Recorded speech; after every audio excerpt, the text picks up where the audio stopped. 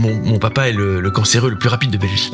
J'ai dit ça, je ne m'en souviens pas. J'ai pris des coups suffisamment violents sur la gueule. Est-ce que t'es content d'être né ? Est-ce que je suis content d'être né ? Ouais. Oh waouh, elle est belle cette question. Alors je vais faire une réponse vraiment de provincial sans ambition. Quelle est la première fois qui t'a le plus marqué dans ta vie ? La bifle. Reçu ou donné ? Ouais, sauf que c'était très rock'n'roll. Eh ben viens. Bien le bonjour, soyez les bienvenus dans Sans Filtre. Avant tout, permettez-moi de vous remercier parce que vous êtes de plus en plus nombreux à nous regarder ou à nous écouter. On est sur YouTube, on est aussi en audio sur Apple Podcast, sur Spotify et toutes les autres plateformes que vous pouvez trouver. N'hésitez pas, je sais que c'est bateau de vous dire ça, mais à suivre la chaîne YouTube de Streambox et comme ça vous pourrez découvrir aussi d'autres podcasts et puis à liker, à mettre des petits cœurs et des petits commentaires pour nous suivre. C'est important pour nous. Aujourd'hui, nous avons un invité spécial. L'homme est spécial. Monsieur Charlie Dupont, bien le bonjour. Bonjour mes respects. Comment allons-nous ? Très bien, on va très bien et vous-même ? Mais ça va. Et c'est ma première question. Comment ça va, toi, aujourd'hui, à l'instant T ? Alors, je milite d'abord pour qu'on arrête de dire l'instant T, puisque le mot instant commence par un I. D'accord. C'est le temps T, mais c'est l'instant I. Voir l'instant café. Ou l'instant café, bonsoir. Ça va très bien, merci. Je suis dans un moment, si vraiment je suis honnête, au-delà de la plaisanterie, où je vois un peu devant moi, j'ai vu une interview d'Orson Welles, tout de suite. La référence. Où il disait que la possibilité de création venait de la capacité à avoir devant soi un horizon libre. Ouais. A clear horizon, qui disait en flamand. Et j'ai maintenant un petit mois devant moi de rien. Et ça me réjouit énormément. Parce que on a répété une pièce de théâtre là qui nous a quand même beaucoup mangé le cerveau. Je reviens un peu de l'autre bout du monde où on a tourné un joli film.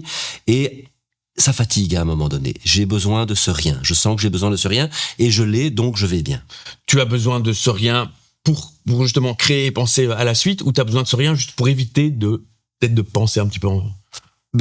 C'est les deux en même temps. Je crois que... Il y a, comme tous les gens qui travaillent beaucoup sont souvent des fainéants. Moi, je suis vraiment un contemplatif, mais sauf que à contempler, dès que la première mouche passe qui me donne une idée, j'ai tendance à aboutir ou essayer de faire quelque chose.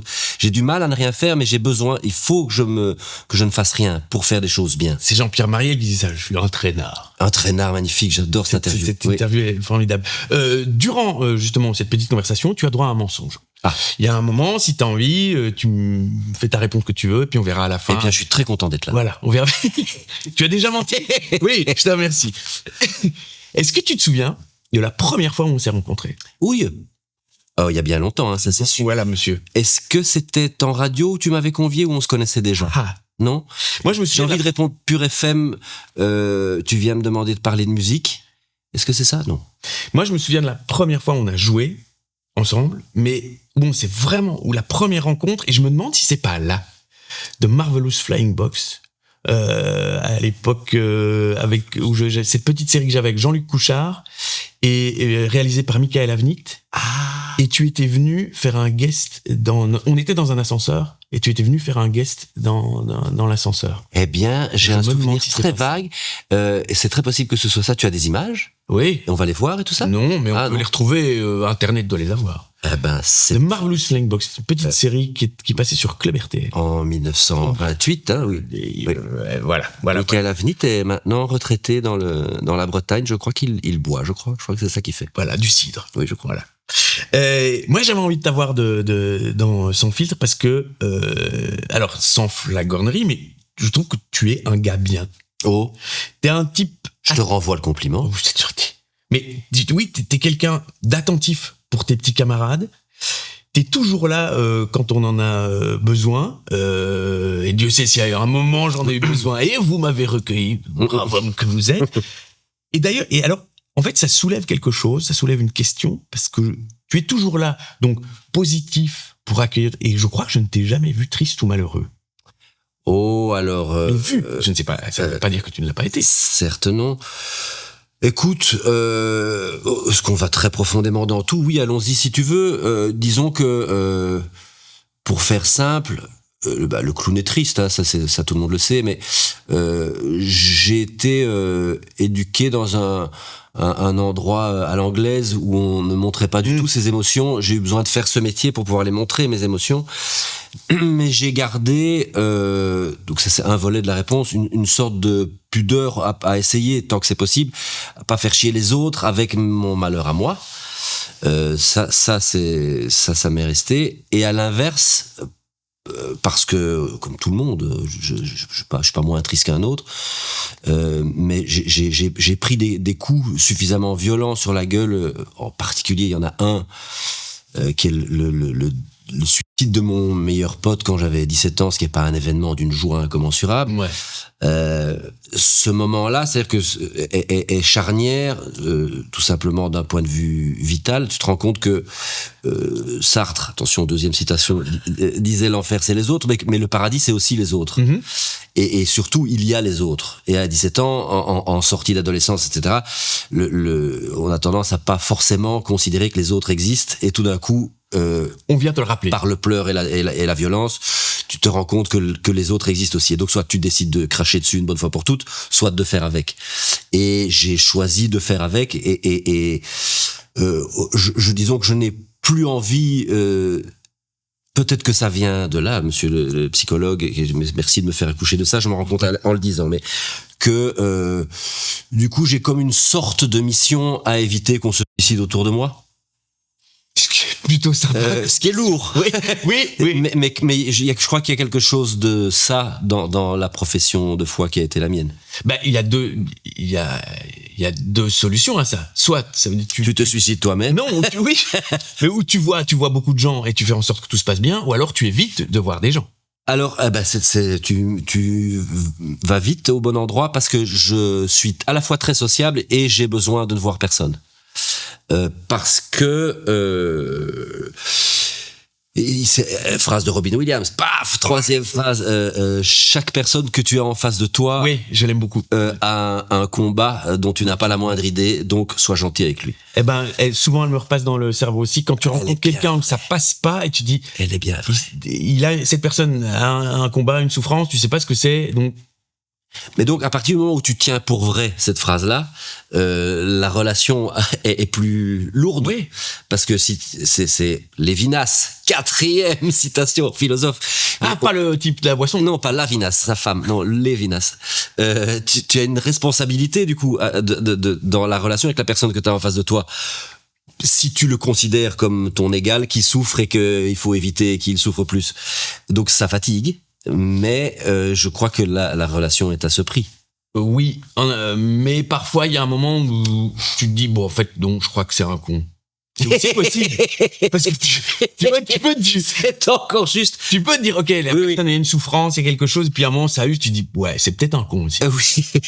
Oui bien sûr. Et l'indulgence ça s'arrête un moment. Mais j'ai mis longtemps à accepter que j'avais le droit de dire c'est un con merci bonsoir. Parce que ça c'est artistiquement, je dirais, quand tu joues, par contre, tu dois enlever tout jugement, même si l'acteur en face de toi est un con, il faut l'écouter entièrement, prendre entièrement tout ce qu'il te propose. Tu prends son personnage, pas le gars. Voilà. Et donc cette écoute-là, ça c'est le danger. Je crois que c'est pour ça qu'il y a énormément de comédiens qui vrillent, etc. C'est que si tu appliques dans la vie quotidienne l'écoute totale que tu as sur un plateau de théâtre ou de cinéma, c'est-à-dire l'épongeage, c'est impossible. Ça fait mal au cul. Oui. Donc il faut, tu as raison, savoir dire oh là, c'est peut-être un coup. Attention. Ouais. Parce que peut-être t'as bien un con à partir du moment où tu dis ok, la question que je me pose, à savoir cette personne peut-être a une souffrance, si elle ne se pose jamais la question par rapport à toi, c'est peut-être là où tu dis c'est complexe. En fait, c'est même un peu plus subtil que ça parce que c'est pas forcément un con, mais c'est ça ne me convient pas. Là, ça me fait mal. Là, c'est trop. Là, c'est un con pour moi. Oui, ou même son désarroi me coûte trop cher. Désolé, je me barre. Ouais. À un moment donné, je suis pas une ambulance non plus. On va revenir un petit peu dans le passé parce qu'on a plein de points communs. On a celui-là, mais on en a d'autres et on va les évoquer. Mais tu n'es pas bruxellois à la base. Non, toi. Et moi non plus. Tu viens d'un milieu plutôt tranquille. C'était sympa dans ton enfance. Tout à fait. Qu'est-ce qui t'a poussé à se dire tiens, je vais aller faire un tour du côté de la capitale Je viens de ce merveilleux village qui s'appelle Elzel. J'aime à le reciter parce que c'est impossible de l'écrire. E2LEZE2LES. Pas loin de René Tournai. Exactement. Qui est une sorte de Toscane wallonne, hein, c'est très joli, la nature est très jolie, j'en ai gardé beaucoup de bonnes choses, mais c'est le village le plus merveilleux pour apprendre à quitter ce village. Il y a un moment donné où je crois que Bon, d'abord, il y avait l'épisode dont j'ai parlé là, qui à 17 ans, il faut tourner la page et sortir changer d'air. Mais je garde encore aujourd'hui, ça n'a rien à voir avec le village en soi, ni avec Bruxelles en soi. Je crois qu'il faut bouger. Je crois que en tout cas, mon salut, salut vient de, attention, je crois que c'est Einstein, hein, que la vie est un vélo. Si on s'arrête, on tombe. Ouais. Ça, je crois vraiment que le salut de notre âme passe par le mouvement, quoi. Changer. La découverte, la remise en heureux qui comme Ulysse, hein. Ah, tac, Homère, quoi. Paf. J'aimerais si on a un quota de. Ah, attention, et pas Homère. Mais en même temps, tu me fais penser, alors le soir, je vais faire ma petite balade vespérale. Et en Vespa, ça veut dire qu'il se balade en Vespa. J'ai pour habitude de discuter avec un vieux monsieur sur un petit banc et on se retrouve. Eh ben, ce monsieur est agriculteur et il n'a jamais quitté le village. N'est jamais. Il a peut-être été à Bruxelles, mais il n'a jamais habité ailleurs. Il est né là et je pense qu'il finira ses jours là. Et j'ai pas l'impression qu'il soit moins heureux que. C'est très intéressant. C'est vrai que le mouvement peut être intérieur ou faire 100 mètres et que ça marche aussi, en fait. Mais c'est plus une attitude qu'un déplacement géographique. Je crois que c'est vrai qu'il y a moyen de découvrir son salon en restant dans toute sa vie. Il y a un photographe, son nom m'échappe, qui n'est jamais sorti de chez lui et qui a fait des photos de chez lui, new-yorkais, je sais plus comment il s'appelle. Et donc en effet, son univers mental bouge suffisamment pour qu'il n'y ait pas besoin de bouger physiquement. Mais il faut quand même bouger. T'as toujours eu envie d'être acteur, de faire de ce métier? Nenni, hein, d'abord pilote de voiture. Hein. D'abord pilote, pompier, pilote. Hein. Cascadeur, à la base. Ah ouais. Au plus loin que je me souvienne, on avait un club avec des amis à 10 ans qui s'appelait les Cascadeurs. Donc ça m'est resté. Coltivers. Toi, évidemment, l'homme qui tombe. C'est notre héros. Évidemment. Je continue de faire mes cascades moi-même. Mais enfin, j'en fais pas beaucoup. Enfin, j'ai quand même craché. Là, tu viens de piloter un avion. J'ai craché un hydravion sur un pont il y a 10 jours au décollage. C'était pas moi qui pilotais, mais je me suis... on va revenir là-dessus. Et donc, tu reviens là d'Amazonie. De Guyane française. Et t'as tourné quoi là-bas? On peut déjà le dire. On peut le dire, un film qui s'appelle L'Albatros. C'est une sorte de court-métrage d'auteur improbable. Un itinéraire d'un enfant gâté, une histoire vraie. De la réalisatrice qui a habité là, à Regina, ce petit village de Guyane française qui est le dernier village avant la forêt primaire. C'est vraiment là le bout du monde, fantastiquement inspirant. Et elle a vécu là sa jeunesse avec un père un peu aventurier, pote de Philippe de Dieuleveux, l'espèce de baroudeur comme ça, qui s'est craché en hydravion la veille du jour où elle passait son bac. Et c'était un peu difficile pour lui, le père, de la voir partir à Paris, etc., faire ses études.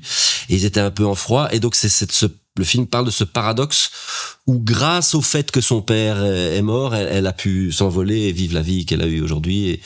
Et tu incarnes... Et je joue le père, oui.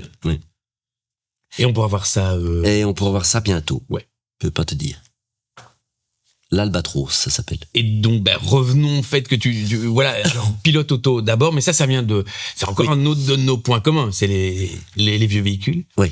Et ça vient de ton papa. Ça vient clairement, ça c'est vraiment les deux, la connerie aussi vient de mon père qui était vraiment un fiefé fanfaron. Et je dis toujours ça comme ça, il était dans le textile, mon père, donc c'était un métier très créatif, il faisait des magnifiques fils improbables pour l'ameublement, la haute couture, etc., pour des créateurs et tout ça. En gros, si vous avez des souvenirs des pulls des présentatrices télé d'RTL dans les années... Les speakerines avec voilà, c'était coloré. C'était ce genre ça pouvait venir de chez mon père, ce genre de pull, de fil. Ouais. Mon père ne tricotait pas les pulls, mais voilà. Et donc il y avait un côté très créatif chez lui, très bridé sur la fin de sa vie parce que ça devient compliqué de faire du textile en Belgique dans les années 80 parce que la concurrence fait rage et que c'est le drame de mon père à l'époque, mais soit.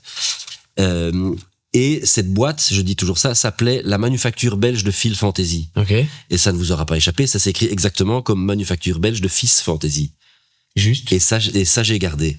J'ai jamais fait dans le textile parce que techniquement, quand je rentrais dans l'usine de mon père, je me mettais à pleurer physiquement parce que j'étais allergique aux produits. Donc ça n'a jamais été même pensable pour moi de faire ce métier-là.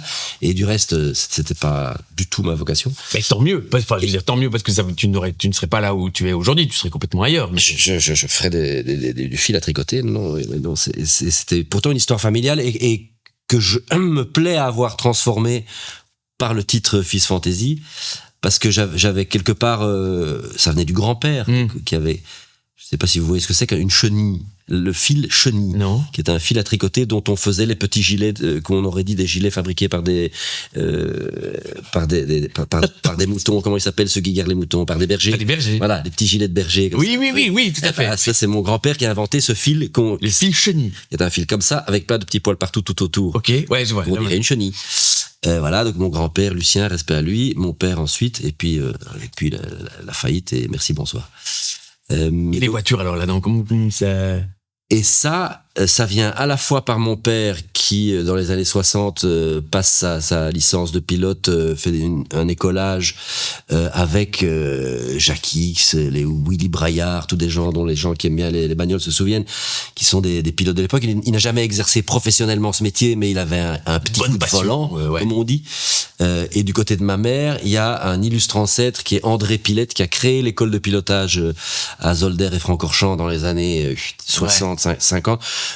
André Pilette, c'est un des premiers pilotes belges de Formule 1 qui roulait pour Ferrari à l'époque, et ça on est dans les années la 30, je me trompe, début de ça. qui a des histoires à bracadabranteuses pour réparer sa Ferrari à l'époque. Il fait Bruxelles-Modène en Ferrari Formule 1 pour aller réparer la bagnole. Impensable ce genre de truc. Impossible aujourd'hui.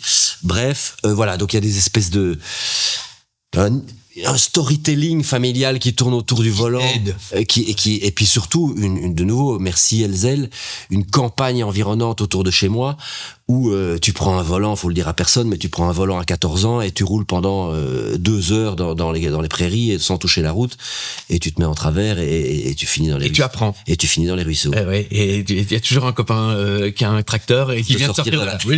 J'ai connu. Exactement. Je vois bien.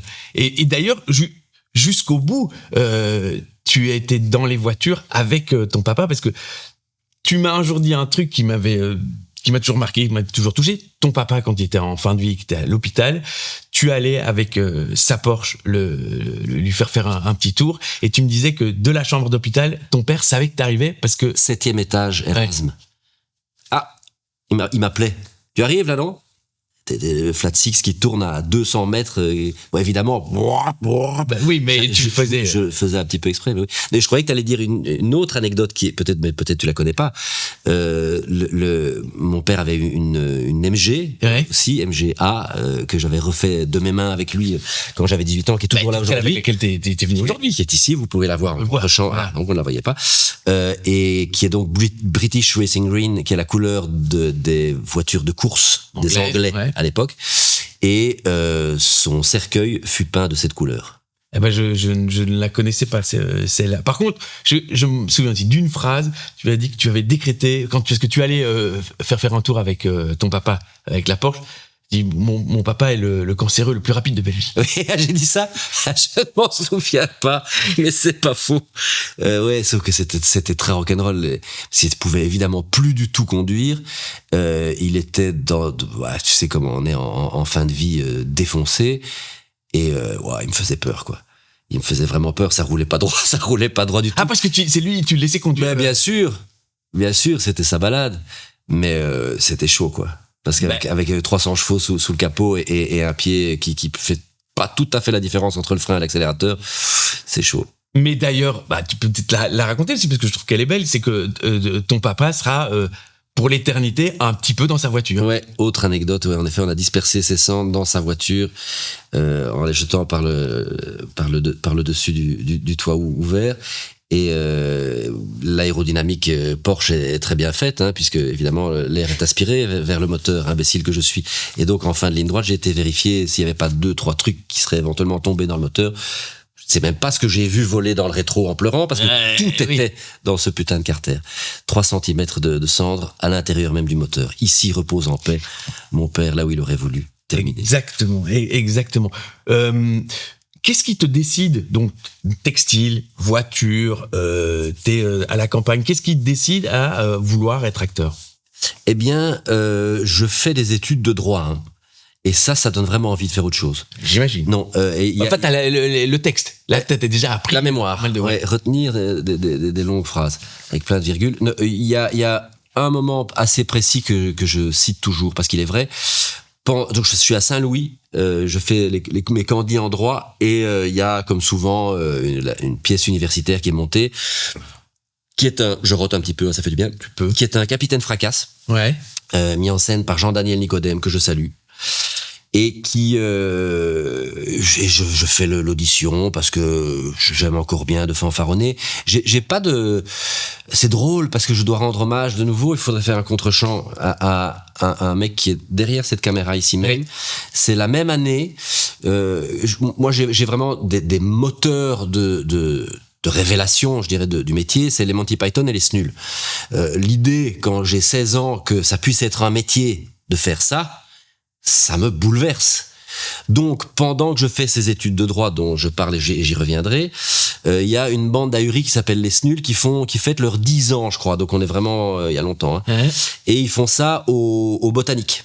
Et c'est pendant que je passe mes examens de droit et j'ai décidé vraiment que ce serait ma pause. Et à ce moment-là, j'ai une trottinette à moteur de tour. Oui, encore à l'époque, ça n'existe pas, c'est avant que les bobos roulent en trottinette. Et je décide de faire ce geste artistique.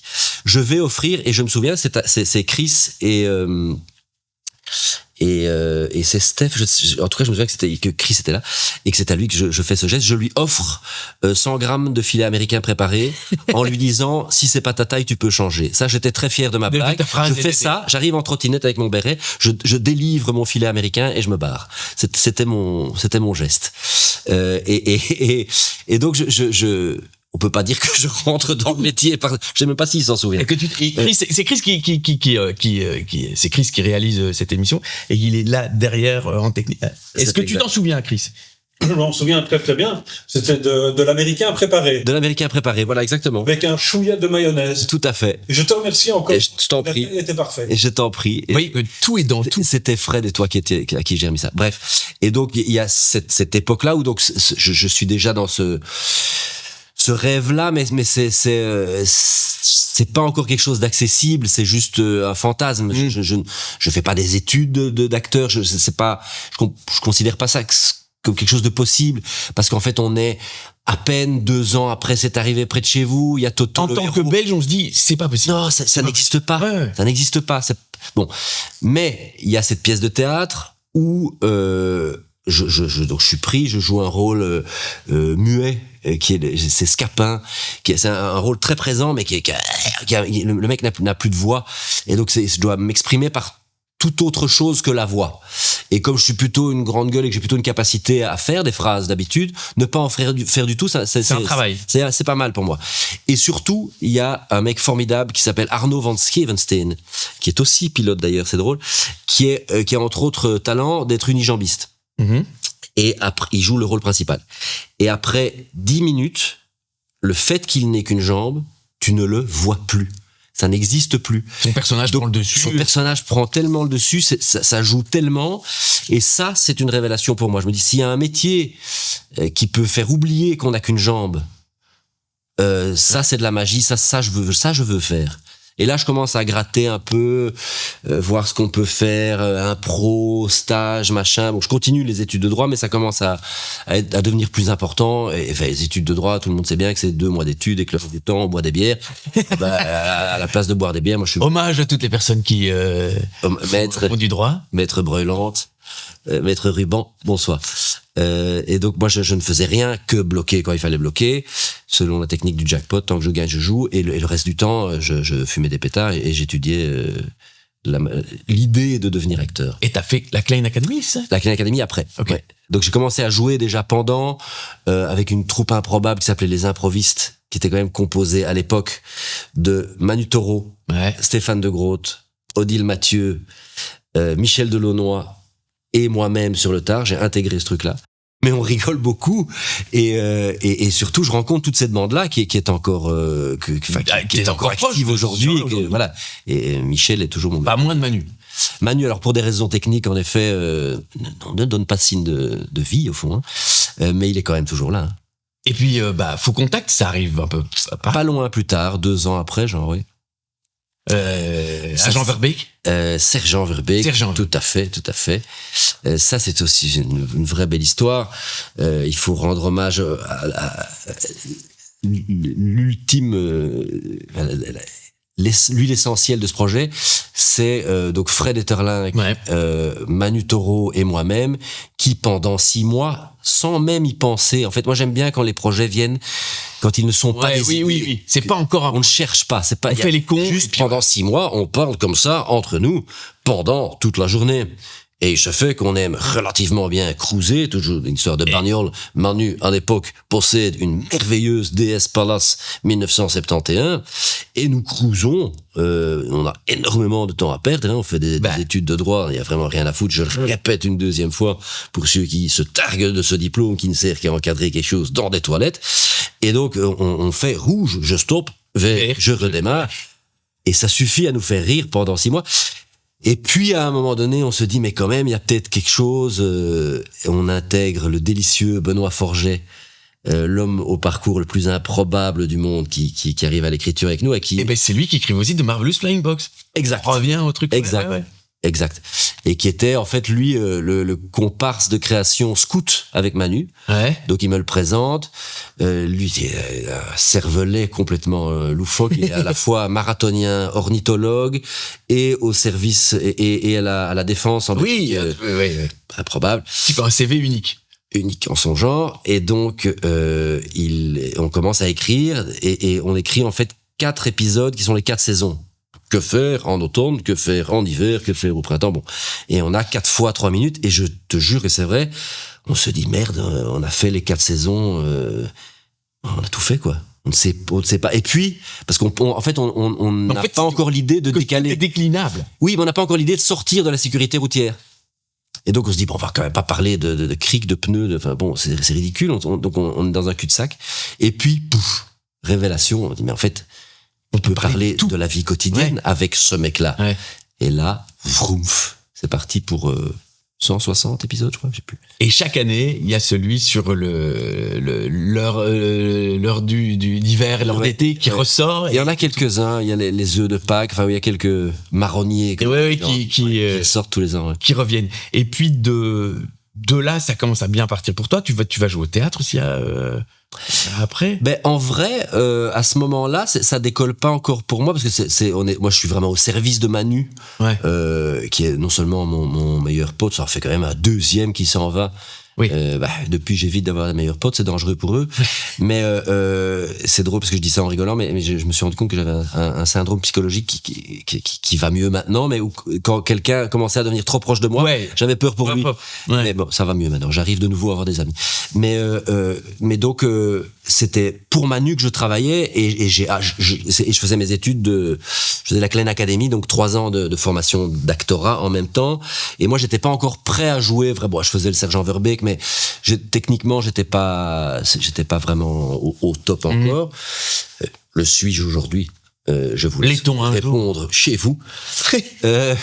L'est-on un jour? Jamais. Et donc, mais par contre, j'apprenais de Manu parce que lui sortait déjà du conservatoire. Il avait 3 ans, 4 ans de plus que moi.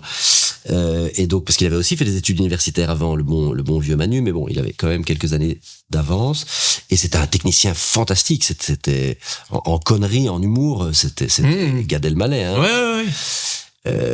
Et donc même sa mort était drôle, c'est te dire. Et donc j'apprenais en fait autant le regard. Et j'étais pas encore. C'est après que en fait paradoxalement, hein, c'est dans la merde que fleurit le lotus, puisqu'il y avait plus Manu pour être ma voix et finalement te driver, non seulement me driver, mais jouer mieux que moi ce qu'on écrivait ensemble. Ben j'étais obligé de le faire moi-même. Et c'est en fait quel coup de pied au cul. Ouais, ça et la rencontre de mon épouse aussi, qui était une technicienne de théâtre bien plus que moi, qui a fait qu'on a commencé à s'apporter. Moi, je lui apportais c'était la rencontre un peu d'un jazzman et d'un musicien classique. Musicienne classique. Notre amour était ça aussi, et toujours d'ailleurs. Et donc voilà, tout ça faisait que à ce moment-là, tout d'un coup, 2-3 ans après la mort de Manu, je dirais, j'ai commencé à me dire que j'avais les armes pour faire moi-même ce qu'il fallait faire et aller au front, quoi. Est-ce que tu penses que on peut dans ce milieu se faire de véritables amis? C'est une excellente question. On peut se faire et se défaire de véritables amis, parce que qu'est-ce que je pourrais faire comme réponse intelligente là-dessus? Je crois que quand on est acteur, on laisse ouverte la porte à, citation de Jim Morrison, hein, The Changeling, see me change, you gotta see me change. Alan Watts, ne m'oblige pas à être maintenant la personne que j'étais il y a 5 minutes. Ouais. Et donc on a cette souplesse, je dirais, pour le vendre positivement, en tout cas cette obligation d'être une éponge et de s'autoriser à changer. Et donc si c'est à la fois positif et parfois, pour répondre à ta question, négatif dans la relation, c'est-à-dire que quelqu'un qui était mon ami il y a 10 ans, sans vouloir le juger lui, j'ai changé, il a changé, peut-être qu'on s'est perdu. Et donc c'est pas grave, et c'est pas grave, c'est comme ça, mais c'est peut-être un peu accéléré dans le milieu pour cette raison-là. Après, ça c'est le côté artistiquement positif, parce qu'on change tous et qu'on doit changer, on peut se perdre, mais on peut en trouver. Je me faisais cette réflexion, je me targue de pouvoir me faire encore de nouveaux vrais amis à 50 ans, et je ne vois pas beaucoup de gens autour de moi qui en tout cas, il y a une rigidité dans beaucoup de métiers qui fait que en fait, t'as tes vrais amis à 20 ans et puis t'en as plus d'autres. Pourquoi ? Ce n'est pas logique, ce n'est pas...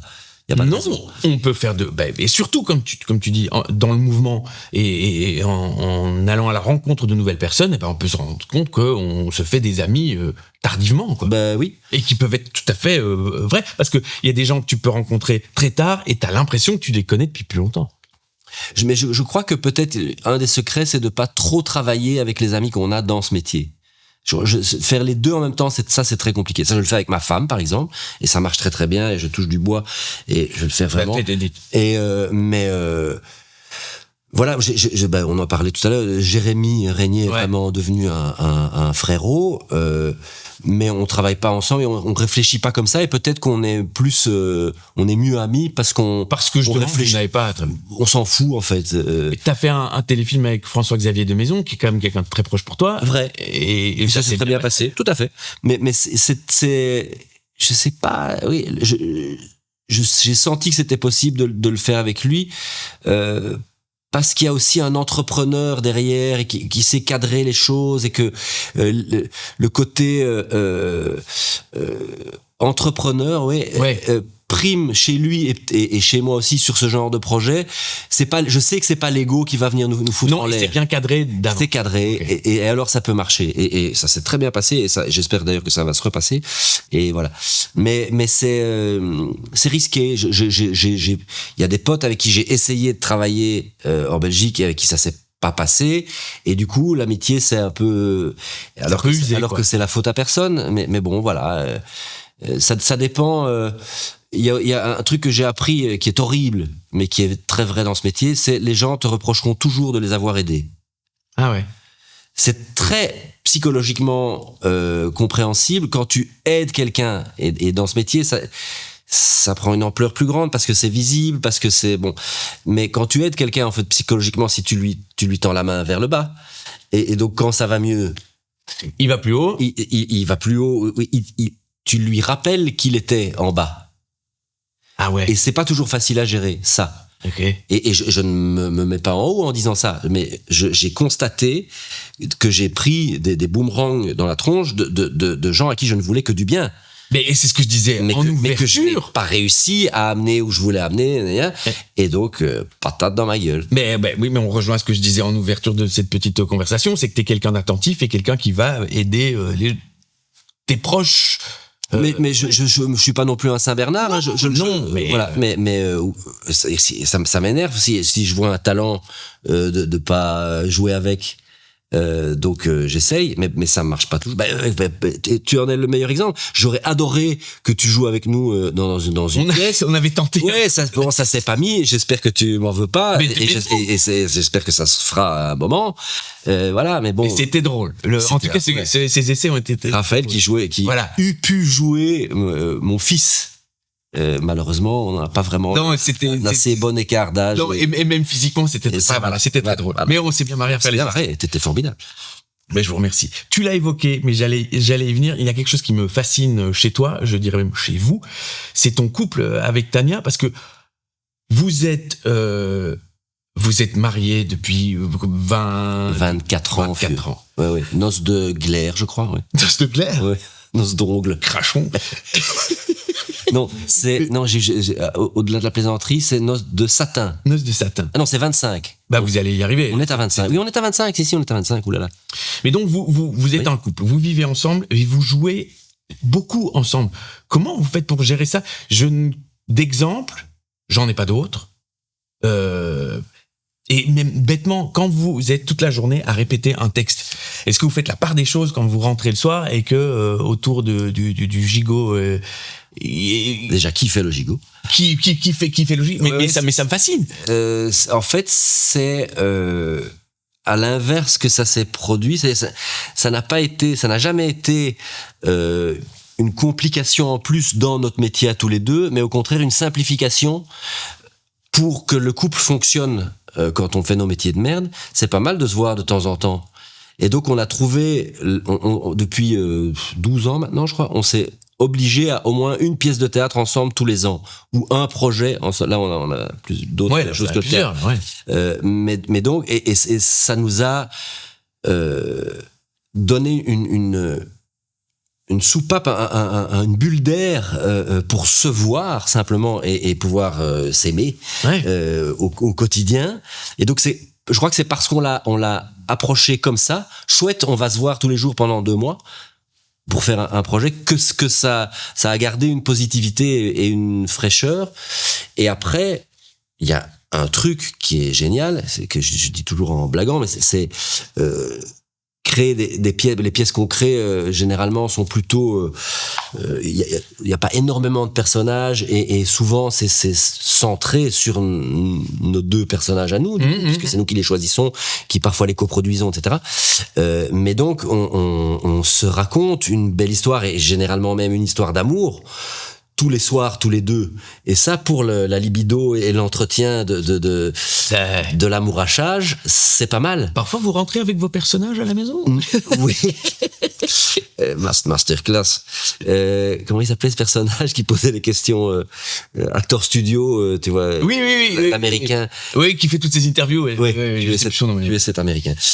Préparé. Mais donc, jouer ensemble nous a, parce qu'on l'a pris par cette porte-là, et qu'on est vraiment au même endroit en théâtre. Je veux dire, on a autant à s'apporter l'un que l'autre. Oui. C'est très sain. Mais monter une pièce, faire des répètes, parfois c'est aussi rentrer en conflit. Et donc, et comment tu fais pour le laisser au théâtre? Parce que être collègue, amant, parent, enfin, c'est quand même je suis très admiratif de votre mode de fonctionnement. J'ai pas de recette autre que, je ne sais pas.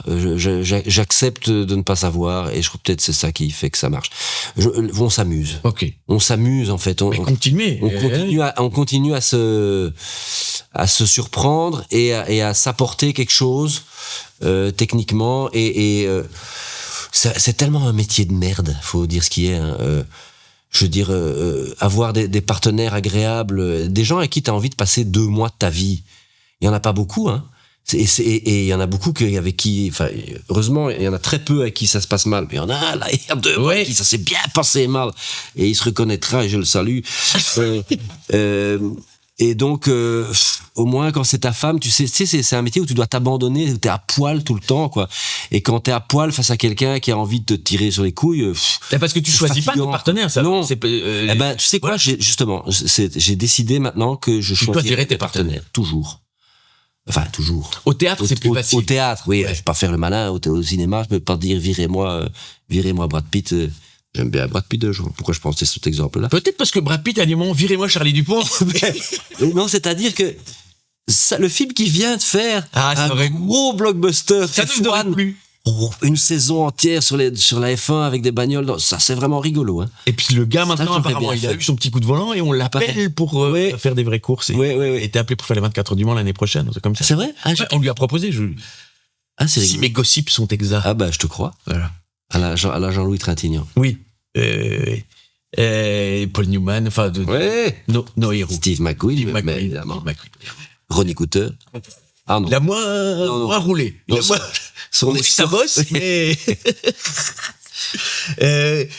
oui, donc voilà, c'est le fait de s'amuser ensemble et c'est comme ça que ça fonctionne, quoi. Oui.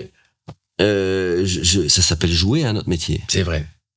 C'est aussi con que ça, à un moment donné. Et tout ce qui éloigne de ça, tout ce qui va vers l'ego, tout ce qui va vers l'argent, tout ce qui va vers la fame, tout ça, c'est annexe autre chose et un mauvais chemin. J'ai entendu une question récemment et elle m'est restée dans le cerveau. Peut-on concilier religion et laïcité dans une Europe moderne? Vous avez une heure. Est-ce que t'es content d'être né? Est-ce que je suis content d'être né? Ouais. Oh waouh, elle est belle cette question. Je suis aujourd'hui très content d'être né et je crois que je suis d'autant plus content d'être né que j'ai vraiment pas toujours été content d'être né. Et justement, quand t'es pas content d'être né, qu'est-ce qui t'apaise? C'est quoi ton truc à toi? Le kitesurf, la méditation par l'océan. C'est beau. Ouais. Et ça, qui l'a cité? Qui? Tu cites toi-même. Voilà. Jean-Jacques Cousteau, chauffagiste. Non, la nature, en général, pour être plus large, la nature, là, ben justement, je reviens de cette forêt amazonienne, là. Ouais. Là, t'es vraiment rien qu'un petit papillon de merde au milieu d'un énorme machin qui te mange, quoi. Ça fait du bien. Ça m'a donné envie, d'ailleurs, pas plus tard que hier soir, de dormir dans mon hamac, dans mon jardin. Mais à un moment donné, j'avais fait. Là, tu fais. Ouais. Mais je suis rentré quand même dans ma chambre avec mon petit oreiller. mais ça me, ouais, voilà. Quand ça va pas, ça va toujours. Est-ce que tu es là où tu avais envie d'être aujourd'hui? Alors, je vais faire une réponse vraiment de provincial sans ambition. Je suis beaucoup plus loin que là où j'avais envie d'être. C'est-à-dire qu'à 19 ans, intégrer la Ligue d'impro, je vois déjà ça comme un rêve ultime. Oui. Et puis à un moment, t'y es. Donc, faut bien upgrader le truc, sinon ça ne va rien. Je crois, Franck Dubosc, que j'ai interviewé, j'étais à ta place dans notre émission. Oui, tu es sur un Incognito, sur la 3, et on va au moins jusqu'à la fin de saison, tu m'as dit. Jusqu'en décembre, oui. Il m'a fait cette même réponse et je la trouvais très juste. En fait, la difficulté, à un moment donné, c'est d'upgrader le rêve. Parce que je m'ennuie. C'est quoi le verbe? Je m'enorgueillis d'avoir des rêves à ma hauteur, en fait. Si j'avais rêvé tout de suite Hollywood et que j'y étais jamais arrivé, je serais très triste. Ouais, mais tu continues à aller. C'est mon cas. Mais tu continues à avoir envie d'y aller. C'est allons-y pour les citations encore. Cette citation d'Oscar Wilde. Hein, il faut rêver les étoiles pour être sûr. Non. Attends, je la fais. Ayez des rêves suffisamment grands pour ne pas les perdre de vue en les poursuivant. C'est ça.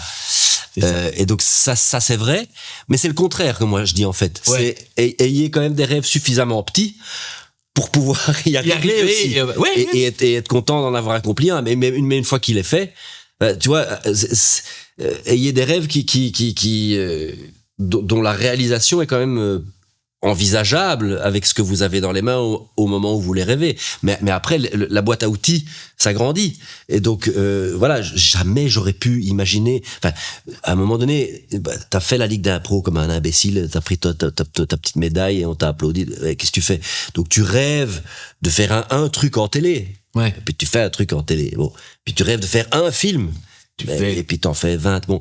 Mais voilà. Mais donc, mais par contre, celui qui, je n'ai pas perdu contact avec celui qui rêvait en moi à 18 ans. D'être à la Ligue d'impro. Voilà. Oui. Et donc, voilà, c'est quoi le prochain rêve? Qu'est-ce qu'on fait, quoi? Voilà. Là, maintenant, par exemple. Là. Puisque tu me poses pas la question. Ben, j'allais y arriver. Comme on a, justement, avec Tania, quelque part, réussi à créer une marque, Tania Charlie, que les gens aiment bien voir ensemble. Ouais. On upgrade le concept avec mes 2 filles, puisque j'ai raté totalement mon éducation et mes 2 filles sont comédiennes. Oui. Et donc, on espère créer une série dans laquelle on jouerait, donc on est à l'écriture de ça, dans laquelle on jouera ensemble. Enfin, les J'enlève le conditionnel. Ouais. Bruxellois. Et ça, par exemple, ça me fait kiffer, kiffer 2000. Et ça, c'est le prochain step. Et la réalisation aussi, t'as envie Réalisation, ça j'ai un peu fait. Et franchement, j'ai beaucoup d'admiration. J'y reviendrai peut-être, mais pour l'instant, c'est tellement de compromis, tellement de fatigue, tellement de. En fait, il faudrait, pour que je le fasse bien, que je n'ai rien à foutre d'autre pendant au moins 2 ans. Et j'ai pas envie de ça, pour l'instant. J'ai essayé, j'avais un projet de long métrage, etc. Justement, qui a été aussi compliqué parce que j'y ai perdu des amis, etc. Mais à un moment, fou là. Je laisse les autres le faire. C'est quoi l'objectif de tout ça? Est-ce qu'il y a un but depuis le début? Le présent, hein. Ouais. Un rapport au présent de plus en plus kiffant. Moi, je suis un surfeur, hein, moi, du temps. Donc, qu'on m'emmerde le moins possible pour que je me sente bien ici maintenant. Ça, c'est mon objectif. Et en étant dans ce métier, en ayant à chaque fois des saisons avec un projet qui va arriver, une pièce qui va arriver, donc il faut répéter, machin, mais donc on n'est pas toujours dans le concret très vite. Non. Est-ce que tu arrives à être dans ce présent ou pas tout le temps être dans la projection Non, je suis beaucoup dans je suis très emmerdé pendant des semaines entières à devoir retenir un putain de texte qui veut pas rentrer dans ma tête. Je suis très contrarié de jouer une pièce qui fait mourir de rire des gens, mais avec un imbécile, je le salue une deuxième fois, qui j'ai pas envie de voir sa gueule en arrivant au théâtre. C'est difficile, des fois. Mais il y a le sourire de nos enfants, le kitesurf et l'amitié pour faire que ça aille. Mais c'est un putain de métier d'être ici et maintenant. Là. Ouais. On arrive tout doucement à la fin de notre petite entretien. Au revoir. Et te poser des petites questions, il faut me répondre assez rapidement. Ok. Quel est ton endroit préféré au monde? Oui. Ouais. Ici. Là. Maintenant. Ici. Tu veux dire que c'est ici? Change, hein? Ouais. Ici. C'est joli. Parce que le ici, ce ne sera plus le même dans 5 minutes. Exactement. Avec qui aimerais-tu être ami? Paul McCartney. Ah ouais. Oh, dis. Lui, il est bien, tu sais. Je ne sais pas. C'est un génie musical. J'ai vu, en fait, j'étais dans la guerre Stones-Beatles, j'étais plutôt Stones. Moi. Ouais. Et je suis devenu Beatles avec le documentaire Get Back que je vous conseille à tous, qui est une leçon de musique, d'amitié et de management. Et McCartney, dans la gestion de ça, comment il regarde Lennon et Yoko Ono, qu'il a fait chier avec amour et gestion. J'ai envie qu'il soit mon tonton. Quelle est la première fois qui t'a le plus marqué dans ta vie? La bifle. Reçu ou donné? La première fois qui m'a plus marqué dans ma vie, ça c'est vraiment une bonne question. La rencontre avec un cachalot. Ok. Nager avec un cachalot, ça calme. Hein. Et je ne l'ai fait qu'une fois, et c'était il y a pas si longtemps. Est-ce que le cachalot s'en souvient? Et j'espère, je crois. Je veux dire que la manière dont il te regarde et qu'il vient te scanner entièrement. J'ai envie de faire un documentaire là-dessus pour ne rien te cacher. Si tu as des producteurs de podcasts, tu n'hésites pas à leur en parler. La manière dont cet animal te regarde comme un acteur te regarde. Il vient vraiment... Son œil gigantesque avec un cerveau qui est 6 fois plus grand que le tien derrière, il vient te comprendre, quoi. Je sais pas t'expliquer. Te jauger, il joue avec toi comme un acteur joue avec toi. C'est ça là, mais sauf que c'est un acteur, c'est De Niro, Depardieu, Sean Penn. C'est vrai qu'on imagine plus Depardieu. Tout ça en même temps qui te comprend comme ça. Et c'est arrivé quand, ça? Nemo 33, Drogenboss. Quelle ne fut pas ma surprise. Non, Otto, la baleine. lac de l'odeur. À l'île Maurice, c'est chic évidemment. Hein. Ouais. Et on peut pas faire ça, hein, mais je suis seul dans un bateau et c'est pas la saison et il y a un cachalot et entre pêcheurs, il se passe les Petit message. il y a un cachalot, tu vois le cachalot, bah tu penses bien. Je peux plonger, non, je peux plonger. Allez, vas-y, plouch. Et t'as vu À 2 mètres, 20 tonnes, le plus grand prédateur denté de l'océan. 25 mètres. bon. Voilà, je vous le dis franchement. Est-ce que t'as une question à me poser? Ça va? Ça va. Est-ce que les gens vont se rendre compte de ton talent une bonne fois pour toutes Oh, et mettre à l'honneur ce podcast, par exemple, sur une chaîne nationale? De toute façon, non, les chaînes nationales vont plus exister très bientôt. Tu vas être une chaîne on est nos chaînes nationales. terminée. Non, est-ce que tu es content de ce produit? Ah bah oui, parce Parce que qu'on dirait que oui. bah ouais. Je t'ai rarement senti aussi enthousiaste. Ouais, je reçois des gens que j'apprécie puisque c'est moi qui les choisis. Donc c'était encore plus sympathique et on passe des bons moments entre bons camarades. Maître du jeu. Et on se raconte des choses qu'on ne sait pas raconter dans la vie. Exact. C'est vrai, hein? Ouais. Nombre de fois on a bouffé des sushis et qu'on n'a pas dit tout ça. et qu'on n'a pas dit tout ça. C'est vrai. Est-ce que tu as raconté un petit mensonge? Ah non, j'ai oublié. Très bien. Merde alors. Ah bah non, c'est très bien. Mais je dois en pondre un comme ça. Ah bah Ah non. ah non, c'est trop tard. Ah ok, parfait. C'est trop tard. C'est comme ça. Est-ce que c'est quoi la suite pour toi là maintenant, il y a des choses qui arrivent? Alors, nous avons l'écriture de une série donc en famille qui s'appellera Seul contre tous, qui est une cavale en famille, un Thelma et Louise en famille. Je travaille à l'écriture d'une suite de L'aventure c'est l'aventure de Claude Lelouch. Oui. Un de mes films cultes aussi. Je sais qu'on a. La clarté dans la confusion. C'était ma petite phrase sur WhatsApp. Moi. Mais non. Ouais, la clarté dans la confusion. Ah, formidable. Charles Denner. Mais qui a volé la Ferrari? Mais donc, il n'y a rien de plus 2025 que la clarté dans la confusion. Le grand bordel, il n'a jamais été autant là. Donc, j'ai été voir Claude Lelouch et voilà, bref. Ah, c'est vrai. Donc, t'as carrément l'aval du monsieur. Jusqu'à ce qu'on lui revienne avec un synopsis qui tient la route. Mais oui, le feu est vert. Ouais. Donc voilà, on joue Oublie-moi, une pièce multimoliérisée dont on a été, on s'est fait mettre en scène. Attention où tu mets la virgule. Ouais, bien sûr. Par donc Thierry Lopez, merveilleux metteur en scène français qui a créé ce spectacle à Paris, qui nous a mis en scène juste Tania et moi. Merveilleuse histoire d'amour à partir de fin août au Théâtre Le Public. On reprend encore En attendant Bojangles aussi, et on a été acheter, figurez-vous, les droits d'une pièce américaine qui s'appelle Prayer for a French Republic, qui est un pamphlet anti-Marine Le Pen qu'on va créer au Théâtre de Nice, mis en scène par Muriel Mayette, qui est l'ancienne directrice de la Comédie Française. Et ça va chier des bâtons de fraises, comme on dit, je crois, nulle part. Non, mais c'est pas mal.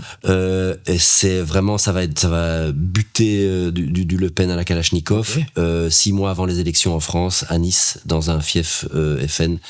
On va bien rigoler. Drôle et engagé. Drôle et engagé. On dirait que c'est écrit par Bakri et Jaoui, sauf que c'est un auteur américain. Ah ouais. Et l'histoire se passe à Paris. Et ça a été nominé aux Tony Awards l'année passée à Broadway. Et pourtant, ça parle de France. C'est très curieux. Voilà. Donc, on note. Ouais. Merci Charlie Dupont d'être venu faire un petit tour dans Rap sans fil. C'était vraiment beaucoup de plaisir, faut dire ce qui est. On aime ça, le plaisir. Votez Charlier. Allons-y. Merci à vous de nous avoir regardés, de nous avoir écoutés. N'hésitez pas à cliquer sur le petit pouce, à partager évidemment si vous avez apprécié, et puis à suivre la chaîne YouTube de Streambox. À vos applaudissements. Très bientôt avec un ou une autre invitée. Hey, youpi! Ça, c'est le teaser. Tu imagines ça? C'était chouette? Ouais, tu peux. Allez.